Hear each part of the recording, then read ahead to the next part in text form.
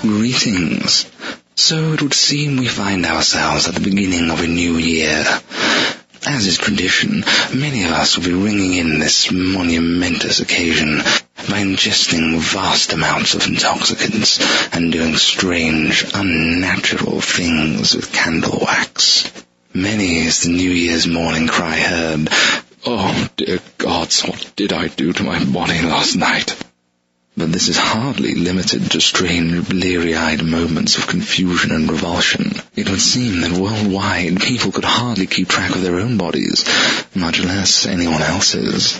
Consider the story of 3 doctors from India who were caught on camera offering to amputate the healthy limbs of attention-seeking beggars. One really has to wonder at the state of life one must be in to consider this option.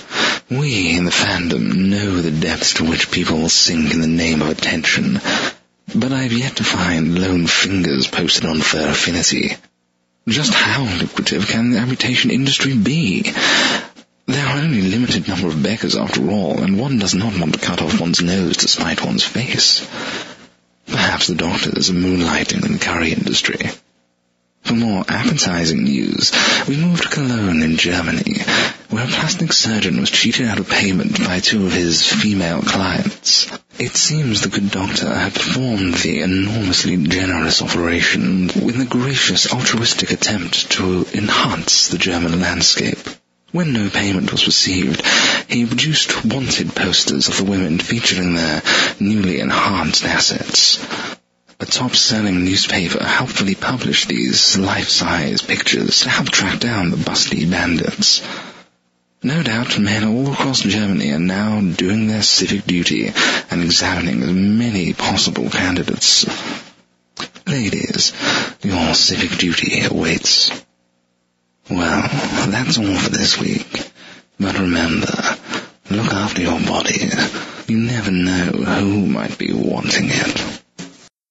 It would seem that the insipid talons of the auditors have finally started raking their way through the rotting flesh of Iraq. And what they have been finding is truly shocking. Just the sheer wastefulness and folly of some of the items purchased for the reconstruction of the nation. An entire Olympic swimming pool with fully air-conditioned was built and never used, and stands guarded and maintained in the center of Baghdad. But what can we really expect from a nation being reconstructed by the United States? Itself a nation whose government wields material appeasement to anesthetize the moral sensibilities of the populace. To tell each person that they are the greatest nation in the world, and all is right and good.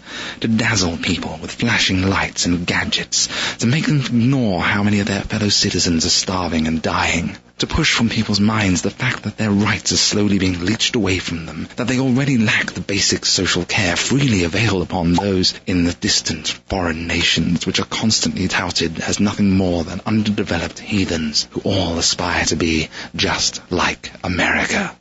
Karl Marx once wrote, "Religious suffering is at one and the same time an expression of real suffering and a protest against it. Religion is the sigh of the oppressed creature, the heart of the heartless world, the soul of soulless conditions. It is the opium of the people."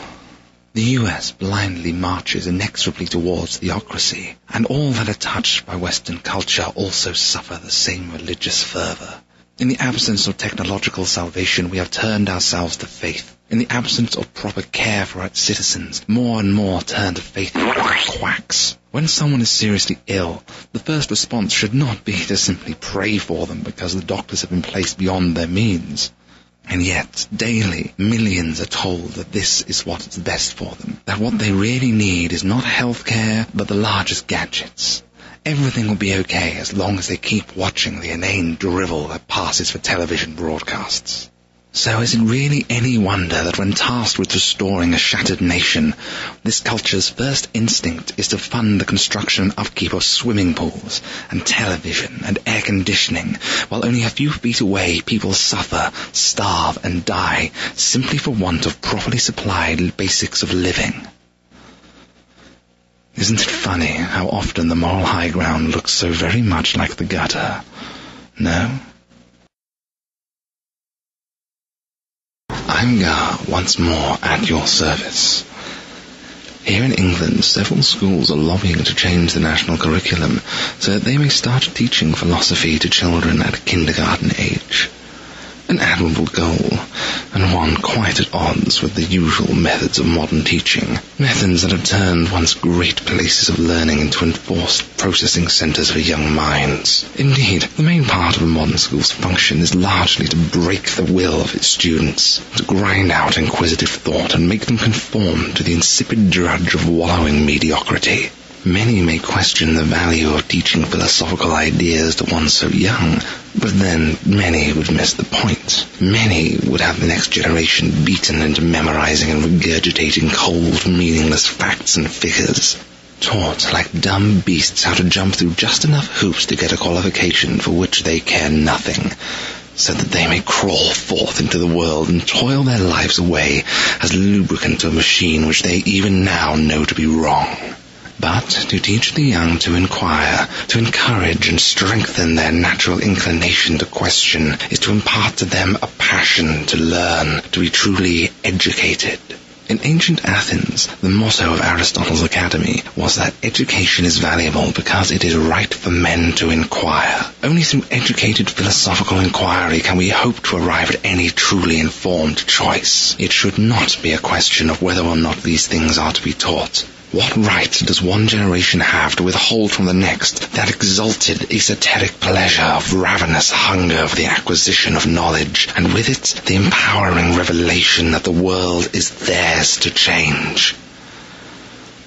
But what place do these passions have in this world where abdication of responsibility rules as tyrant in the hearts of man, and the very idea of personal empowerment is tantamount to heresy? If we no longer value the pursuit of knowledge and beauty, then we are all truly damned.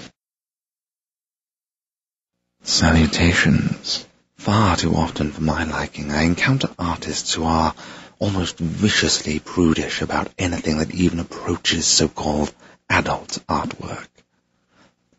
It saddens me greatly, as it places them as being almost more prudish than the Catholic Church. Bernini was once commissioned by the Vatican to sculpt the ecstasy of St. Teresa, depicting Teresa laying contorted in the throes of orgasmic ecstasy at the hands of an angel. Indeed, many of the works produced by the esteemed J.W. Turner were nothing short of hardcore pornography. Art without passion is nothing more than a futile technical exercise. Indeed, the quality of a piece of art, that which makes it stir something in the viewer's soul, is determined more by the passion with which it is drawn rather than the standards of the technique. Passion forms the heart of the fundamental universal truths that unite all living things. As Shakespeare once said, love is only one of many passions, and to deny the existence is to do yourself an injustice. Love, lust, hate, rage, loss, despair. It does not matter what you feel as long as you really do feel it. Harness it and allow it to drive you to greater things. If you really feel anguished, then some half-assed, apathetic, emo child, cut-and-paste whining is hardly dredging the depths of emotional expression. If an artist is too repressed to express their passions, then this is what we are doomed to. This tame, pastel, insipid white noise of the soul, which is why even the most mediocre painting of a sunrise will always be more favourably viewed than some bland watercolour countryside, why the scene of a lover in anger will always be held more dear than still life of fruit, because they stir the passions. And if you can't be passionate about sex, then you're not doing it right.